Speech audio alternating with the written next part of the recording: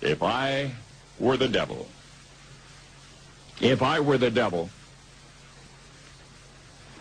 If I were the prince of darkness, I'd want to engulf the whole world in darkness, and I'd have a third of its real estate and 4/5 of its population, but I wouldn't be happy until I had seized the ripest apple on the tree. So I'd set about, however necessary, to take over the United States.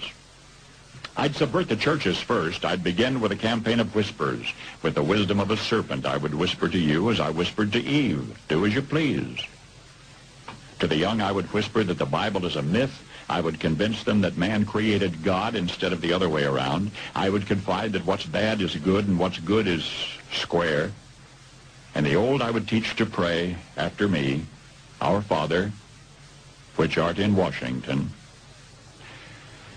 And then I'd get organized. I'd educate authors in how to make lurid literature exciting so that anything else would appear dull and uninteresting. I'd threaten TV with dirtier movies and vice versa. I'd peddle narcotics to whom I could. I'd sell alcohol to ladies and gentlemen of distinction. I'd tranquilize the rest with pills.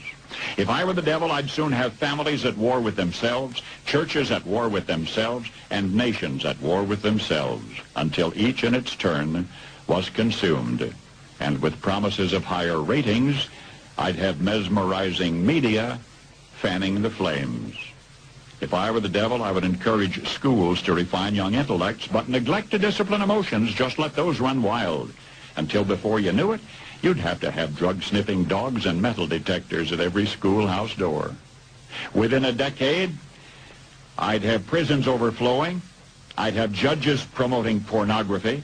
Soon I could evict God from the courthouse, then from the schoolhouse, and then from the houses of Congress. And in his own churches, I would substitute psychology for religion and deify science. I would lure priests and pastors into misusing boys and girls and church money. If I were the devil, I'd make the symbol of Easter an egg and the symbol of Christmas a bottle. If I were the devil, I'd take from those who have and give to those who wanted until I had killed the incentive of the ambitious. And what'll you bet? I couldn't get whole states to promote gambling as the way to get rich. I would caution against extremes in hard work, in patriotism, in moral conduct. I would convince the young that marriage is old-fashioned, that swinging is more fun, that what you see on TV is the way to be.